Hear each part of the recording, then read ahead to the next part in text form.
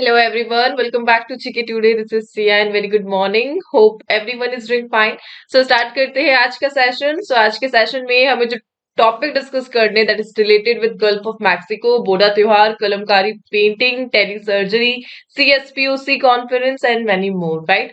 And all these questions are part of daily 20 MCQ series which is available on GK Today application.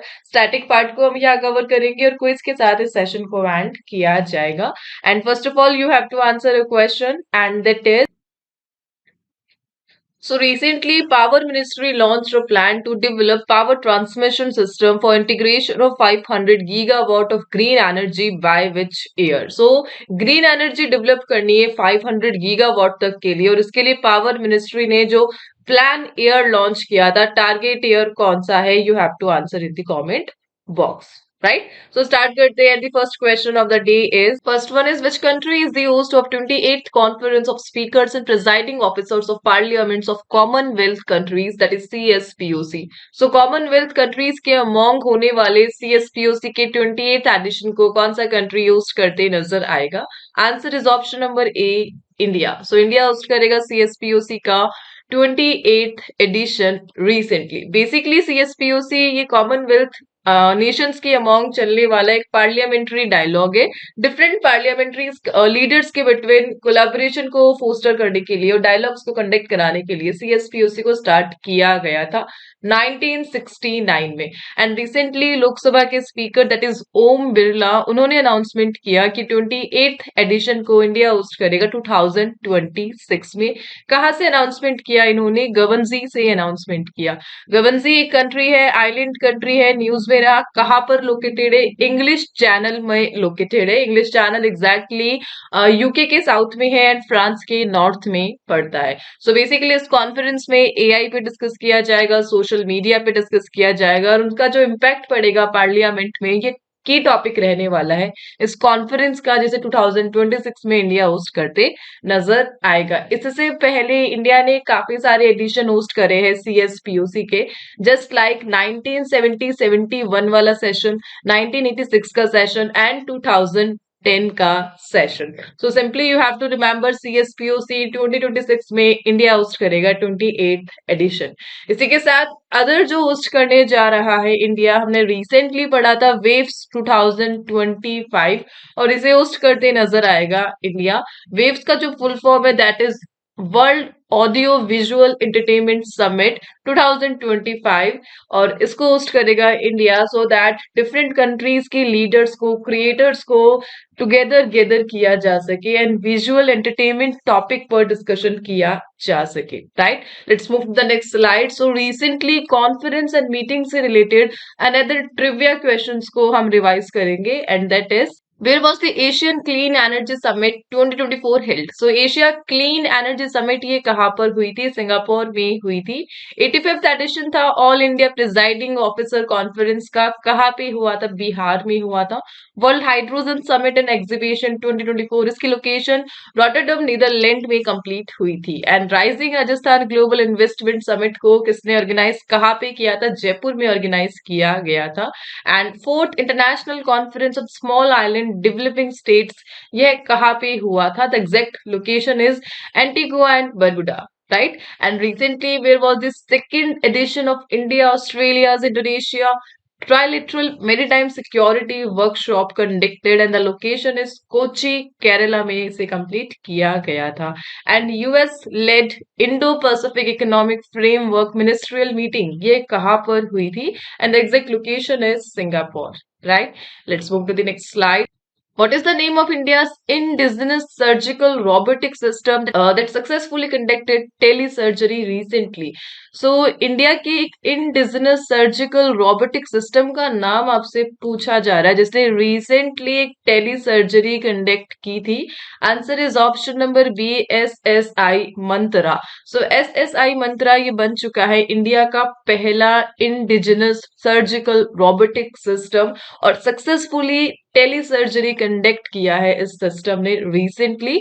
And two successful robotic cardiac telesurgeries का data सामने आया है SSI मंत्रा के द्वारा recently, और 58 minutes में इस सर्जरी को सिस्टम ने कंडक्ट कराया, and that is related with internal mammary artery harvesting with low latency. Low latency यानी जो मिस्टेक पॉइंट था, डिले पॉइंट था, वो 35-40 मिली सेकेंड का बताया गया था इस रोबोटिक सिस्टम के द्वारा। कुछ भी एक्शन लेने में जो लेट होता है, कुछ भी डिसीजन लेने से पहले हम जो देर करते हैं, उसके लिए जो वर्ड यूज किया जाता है दैट इज लेटेंसी। और इस रोबोटिक सिस्टम ने इस सर्जरी को करते टाइम 35-40 मिली सेकेंड्स का लेटेंसी शो किया था, एंड 58 मिनट्स में telerobotic assisted internal mammary artery harvesting को परफॉर्म किया, राइट। सो एसएसआई मंत्रा ये बन चुका है only globally approved robotic system for telesurgery in India, so that rural health care access को एनहांस किया जा सके, राइट। सो सिंपली आपको ध्यान रखना है, इंडिया का पहला indigenous surgical robotic system that is SSI Mantra.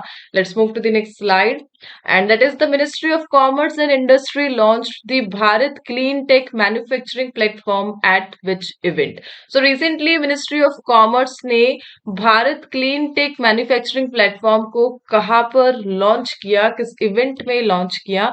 Answer is option number A, Bharat climate forum 2025, right. So जो union ministry of commerce and industry that is Piyush Goyal, उन्होंने रिसेंटली समिट को launch किया था, Bharat clean tech manufacturing platform. कहाँ पर? Bharat climate forum 2025 New Delhi में। Basically इसका जो मेन ऑब्जेक्टिव है, इंडिया का जो क्लीन टेक सेक्टर है, जस्ट लाइक सोलर हो गया, विंड हो गया, हाइड्रोजन हो गया, बैटरी स्टोरेज हो गया, जो भी ग्रीन एनर्जी है उसे सपोर्ट करना इस इनिशिएटिव का मेन एम रहा, that is Bharat climate forum 2025। और इसी दौरान इस मैन्युफैक्चरिंग प्लांट प्लेटफॉर्म को मिनिस्ट्री ऑफ कॉमर्स ने इनिशिएट किया।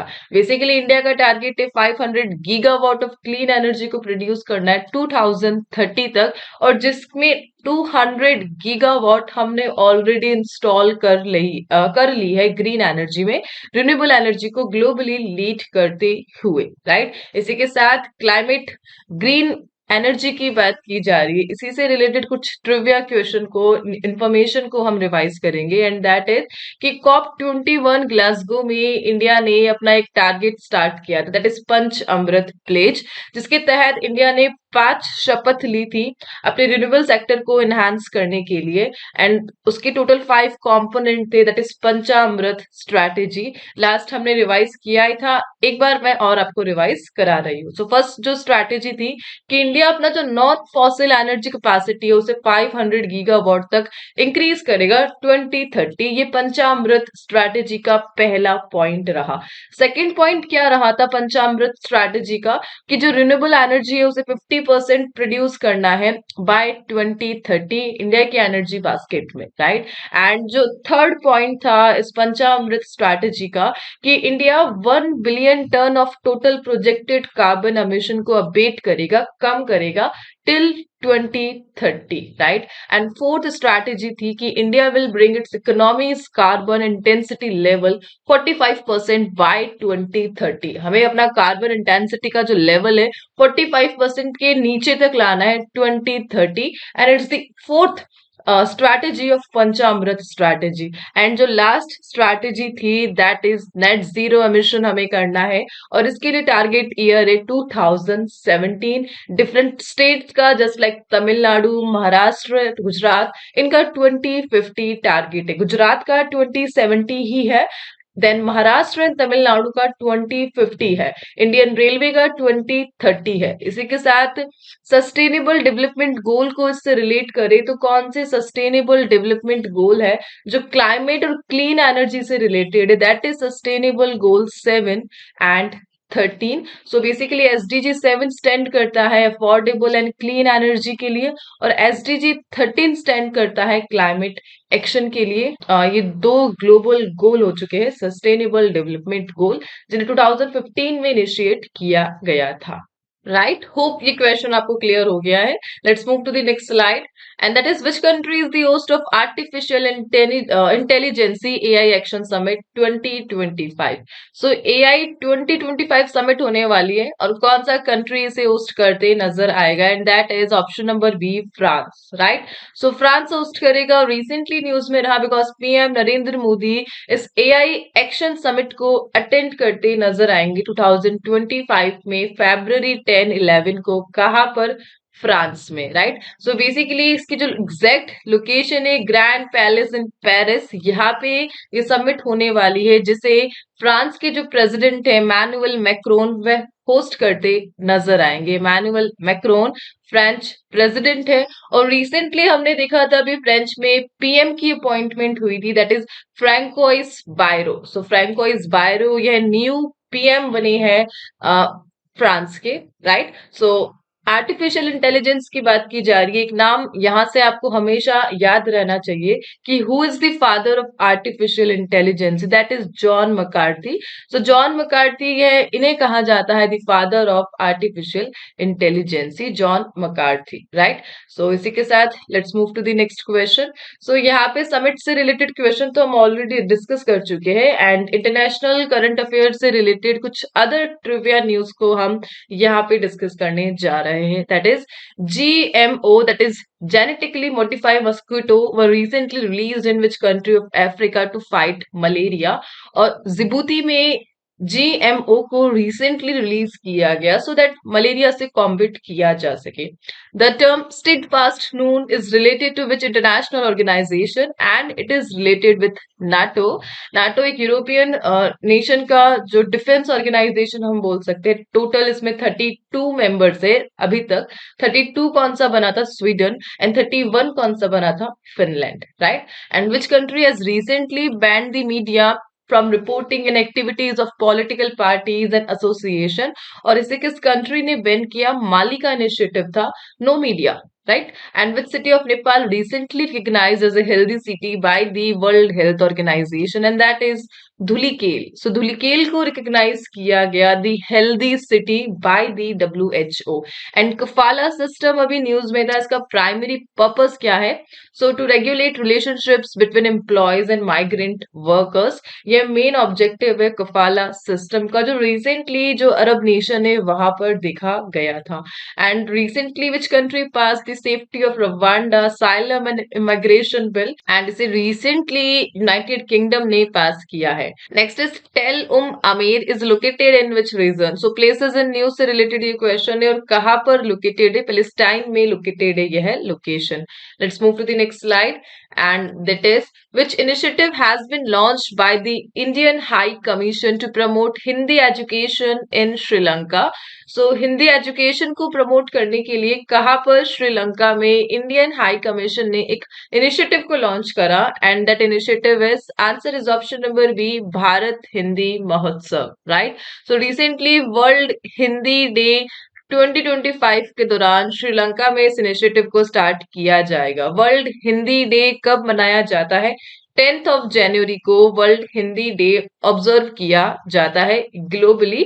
2006 में इस डे को इनिशिएट किया गया था bye the Indian government. Right, और इसी के साथ हिंदी को प्रमोट करने के लिए इंडियन हाई कमीशन ने श्रीलंका में भारत हिंदी महोत्सव को स्टार्ट करने की प्लानिंग करी है. बेसिकली ये जो इवेंट है ये कब होगा? भारत श्रीलंका हिंदी सम्मेलन के दौरान इस इवेंट को ऑर्गेनाइज किया जाएगा. और कौन ऑर्गेनाइज करते नजर आएगा? स्वामी विवेकानंद कल्चरल सेंटर इस इवेंट को ऑर्गेनाइज करेगा. बेसिकली इसका जो मेन ऑब्जेक्टिव है, कोलैबोरेशन को कंडक्ट करना है between the open university of Sri Lanka and SVCC, so that Hindi को एक ऑफिशियल लैंग्वेज के तौर पे प्रमोट किया जा सके लर्निंग के लिए. एंड इंडिया एंड श्रीलंका के बिटवीन जो टाइज है उन्हें स्ट्रेंथन करने के लिए इस स्ट्रैटेजी को अपनाया जा रहा है by the Indian high commission to promote Hindi education in Sri Lanka. Right, so basically काफी सारे लोगों को ऐसा लगता है कि Hindi is a national language, so not. Hindi actually हमारी ऑफिशियल लैंग्वेज है, right? So what is the official language of India? That is Hindi. English को भी कंसिडर किया जाता है। एंड एज पर अवर कॉन्स्टिट्यूशन, यहाँ पे हमारे पास टोटल 22 शेड्यूल लैंग्वेजेस है जिन्हें हमारे कॉन्स्टिट्यूशन ने दर्जा दिया है। और इन्हीं शेड्यूल लैंग्वेजेस से रिलेटेड कुछ अमेंडमेंट है जो आपको ध्यान रखने हैं। दैट इज, पहले हमारे पास टोटल 14 शेड्यूल लैंग्वेजेस थी हमारे इंडियन कॉन्स्टिट्यूशन में। उसके बाद 4 अमेंडमेंट एक्ट आए। That is 21 amendment act, 71 amendment act, 92 amendment act and 96 amendment act. So in 4 amendment act के बाद काफी सारे लैंग्वेजेस को ऐड किया गया as a schedule languages in our Indian constitution, और अभी हमारे पास 22 शेड्यूल लैंग्वेजेस है। सो इस प्रकार आपको ये 4 अमेंडमेंट तो अच्छे से ध्यान रखने ही है, 21, 71, 92 एंड 96। और इंडिया के पास अभी टोटल 11 क्लासिकल लैंग्वेजेस है, एंड 2025 में 5 मोर क्लासिकल लैंग्वेजेस को ऐड किया गया, और इस प्रकार टोटल 11 हो चुकी है। इसी प्रकार एक जो मिस्टेक पॉइंट रहता है हमारा कि नेशनल स्पोर्ट्स कौन सा है। सो बेसिकली इंडिया का कोई सा भी नेशनल स्पोर्ट्स नहीं है। हॉकी को माना जाता है, but hockey is not a national sports of India, right? उसको बनाने की प्लानिंग चल रही है, बट अभी तक बना नहीं है। बट हमारे पास नेशनल एनिमल है, that is tiger. Tiger is our national animal. Peacock हमारा नेशनल बर्ड है। लोटस हमारा नेशनल फ्लावर है, right? But Hindi is the official language and hockey is not a national sport. इसके साथ इस क्वेश्चन को मैं यहाँ पे कंप्लीट करती हूँ। And let's move to the next question. Which government ministry funded the project to develop the silver nanowire based conductive ink technology? So recently किस गवर्नमेंट इंडस्ट्री ने एक प्रोजेक्ट को फंड करा है so that silver nano wire based conductive ink technology को develop किया जा सके। एंड बेसिकली ये इन इंक टेक्नोलॉजी को रिसेंटली 2 स्टार्टअप्स को ट्रांसफर किया गया है। और ये जो इनिशिएटिव है it is by, answer is option number B, ministry of IT. So ministry of IT का इनिशिएटिव है कि silver nano wire based conductive ink technology को डेवलप करने के लिए कुछ प्रोजेक्ट्स को वह फंड करते नजर आएगा, राइट? और इसके लिए रिसेंटली इन्होंने 2 स्टार्टअप्स को फंडिंग करी है। जो 2 स्टार्टअप्स है वो एनआईटी वारंगल के है, और एनआईटी वारंगल के इन 2 स्टार्टअप्स को मिनिस्ट्री ऑफ आईटी ने फंडिंग प्रोवाइड करी है सो दैट वो silver nano wire based conductive ink technology के डेवलपमेंट पे काम करे। और ये जो 2 स्टार्टअप है दैट इज कैमेटिको technologies and Vasant Bala functional material. So इन 2 स्टार्टअप को जो मिनिस्ट्री ऑफ आईटी है वो फंड देता नजर आने वाला है। बेसिकली इसका एम क्या है? फॉरेन डिपेंडेंसी को कम करना है। इंक के लिए, कंडक्टिव इंक के लिए जो हमारा इंपोर्ट है उसे कम करना है, एंड इंडिया की जो डिमांड है उसे कंप्लीट करना है इंडिजिनसली। और इसके लिए 2 स्टार्टअप्स को फंडिंग की गई है। And as per the data, India का जो डेटा है ग्लोबल मार्केट में वो 16.87 बिलियन डॉलर से एक्सीड होने वाला है 2032 तक। और किस यूज में? इस इंक के यूज में। सो बेसिकली इस कंडक्टिव इंक को काफी सारी एप्लीकेशन में यूज किया जाता है। और 2032 तक जो हमारा कॉस्ट है इस इंक के लिए वो 16.87 बिलियन डॉलर से भी ज्यादा होने वाला है। सो काफी नीड है। इंडिजिनसली आत्मनिर्भर भारत का इनिशिएटिव है कि इस इंक को इंडिया में ही डेवलप करना है और इम्पोर्ट को कम करना है। अभी रिसेंटली इंडिया इस इंक को डिफरेंट कंट्रीज से मंगवा रहा है, जस्ट लाइक यूएस हो गया, चाइना हो गया एंड ताइवान हो गया। और इसके लिए लगभग 1572 डॉलर का एनुअली खर्चा देखा जा रहा है, right? Let's move to the next one. So ministry से रिलेटेड कुछ अदर इनिशिएटिव्स को हम रिवाइज करेंगे जो रिसेंटली न्यूज में थे, and that is The Ministry of Food Processing Industries inaugurated the 8th edition of Indus Food 2025 in which city, और इसे recently ग्रेटर नोएडा में इनिशिएट किया गया था। एएफटी किस मिनिस्ट्री के अंडर फंक्शन करती है? मिनिस्ट्री ऑफ डिफेंस के अंडर फंक्शन करती है। Next is which ministry launch the production linked incentive PLI scheme? So PLI scheme को मिनिस्ट्री ऑफ स्टील ने रिसेंटली लॉन्च किया था। इसी के साथ मिनिस्ट्री ऑफ स्टील, इसके जो कैबिनेट मिनिस्टर है that is H D Kumar Swami. And dynamic ground water resource assessment report, इसे किस मिनिस्ट्री ने लॉन्च करी? मिनिस्ट्री ऑफ जल शक्ति ने रिसेंटली इस रिपोर्ट को रिलीज करा था। पीएम यशस्वी स्कीम को किस मिनिस्ट्री ने इम्प्लीमेंट किया? It is by ministry of social justice and empowerment. And E student X visa किस मिनिस्ट्री ने लॉन्च करा? मिनिस्ट्री ऑफ होम अफेयर ने। And which ministry launch the Sashakt Beti and E Drishti initiative, और इसे रिसेंटली मिनिस्ट्री ऑफ एजुकेशन ने launch किया। Right, let's move to the next one. Kalamkari painting is mainly practised in which state? So recently painting news में रही, that is Kalamkari painting, और किस state में इसकी प्रैक्टिस की जाती है? Answer is option number D, Andhra Pradesh में की जाती है। Right, so recently Rashtrapati Bhavan में एक बम्बू वीव बॉक्स को शोकेस किया गया था, और उस बॉक्स में कलमकारी पेंटिंग्स को बनाया गया था। दैट्स वाई यह न्यूज में रही। राइट, और इस पेंटिंग को किसने बनाया? By the Nimmalakunta artisans. So Nimmalakunta artisans है जो डेवलप करते हैं कलमकारी पेंटिंग्स को, और इसके लिए रिसेंटली हाईलाइट देखने को मिली थी राष्ट्रपति भवन में। दैट्स वाई ये क्वेश्चन न्यूज में रहा था। बेसिकली आंध्र प्रदेश से बिलोंग करती है कलमकारी पेंटिंग, उनका ट्रेडिशनल हैंड पेंटेड और ब्लॉक प्रिंटेड टेक्सटाइल आर्ट है ये, और 16 टू 17th सेंचुरी में इस आर्ट का ओरिजिनेशन पॉइंट देखा गया है, और बेसिकली कुतुब शाही डिनेस्टी से बिलोंग करती है। तिलांग रीजन, इट्स हिस्ट्री से रिलेटेड हो गया। सो बेसिकली आपको इतना सा ध्यान रखना है कि ये जो पेंटिंग है आंध्र प्रदेश की है, एंड किस डिनेस्टी से रिलेटेड है, कब ओरिजिनेट हुई थी? कुतुब शाही डिनेस्टी के दौरान इस पेंटिंग का ओरिजिनेशन देखा गया था। राइट, यहाँ पे कलमकारी में कलम का मीन्स तो है पेन, एंड कारी का मीन है क्राफ्ट्समैनशिप, जो कि स्किलफुल आर्टिजरी के जो टैलेंट है उसको हाईलाइट करती है। Right, let's move to the next one. What is the proposed new name for the Gulf of Mexico by US President Donald Trump? So recently Donald Trump का एक हाईलाइटेड स्टेटमेंट अगेन न्यूज में रहा, that is कि वह चाहते हैं कि gulf of Mexico को न्यू नेम प्रोवाइड करे, and that new name will be gulf of America. So US president elect जो बने हैं डोनाल्ड ट्रंप, उन्होंने recently renaming of gulf of Mexico को प्रपोज करा है, उसका नाम रखा जाएगा गल्फ ऑफ अमेरिका, और इससे काफी सारी डिबेट स्पार्क होती हुई नजर आई among the geopoliticals and historical leaders. Right, so basically Gulf of Mexico ये वर्ल्ड का लार्जेस्ट गल्फ है जो कनेक्ट करता है अटलांटिक ओशन को कैरेबियन सी से, और जनरली इसे जाना जाता है Mediterranean of the Americas. So Mediterranean of the Americas के नाम से फेमस है द गल्फ ऑफ मैक्सिको। इसकी जो एवरेज डेप्थ है वो 16-15 मीटर है, और significant petroleum and natural gas deposits को कंटेन करता है गल्फ ऑफ मैक्सिको, और इसके रीनेमिंग की बात चली थी बाय दी जो नेक्स्ट प्रेसिडेंट बनने वाले यूएस के डोनाल्ड ट्रंप के द्वारा। Right, let's move to the next one. Next is the Boda त्योहार festival is celebrated by which tribe in Himachal Pradesh? So Himachal Pradesh में बोडा त्योहार फेस्टिवल को कौन सी ट्राइब सेलिब्रेट करती है? Answer is option number D, हट्टी ट्राइब।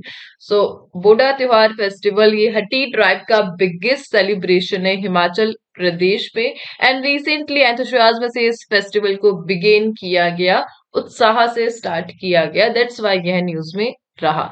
बेसिकली हट्टीज हिमाचल प्रदेश से बिलोंग करती है, और इनका फेस्टिवल रहा बोडा त्योहार फेस्टिवल। दैट्स वाई बेसिकली ये क्वेश्चन अभी न्यूज में रहा, एंड यहाँ से हम ट्राइब्स इन न्यूज को डिस्कस करेंगे। जो मेन ट्राइब्स हैं ऑल ओवर इंडिया जो रिसेंटली न्यूज में थी, काफी सारी हम ऑलरेडी देख चुके हैं, एंड दैट इज नगाड़ा फेस्टिवल। ये एक ट्राइब का है, किस ट्राइब से रिलेटेड है? रिंगमा ट्राइब से रिलेटेड है। द गोटीकोया ट्राइब किस स्टेट में देखने को मिलती है? Predominantly Telangana, Andhra Pradesh and Chhattisgarh and Orissa में देखने को मिलती है। कोन्याक्स रिसेंटली न्यूज में थे, लार्जेस्ट ट्राइब है किस स्टेट की? नागालैंड के।